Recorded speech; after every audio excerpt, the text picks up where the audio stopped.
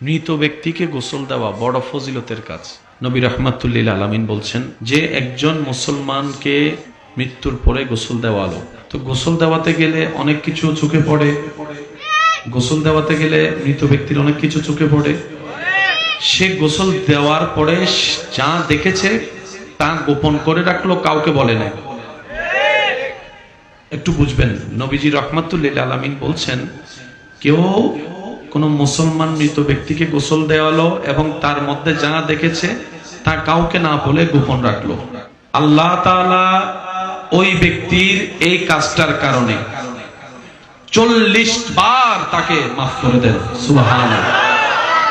অন্য হাদিসে এসেছে আল্লাহ তাআলা ওই গোসলদাতা ব্যক্তির জীবনের বড় বড় 40টা গুনাহ আল্লাহ মাফ করে দেন, যে একজন মুসলমানকে মৃত ব্যক্তিকে গোসল দেওয়া হবে।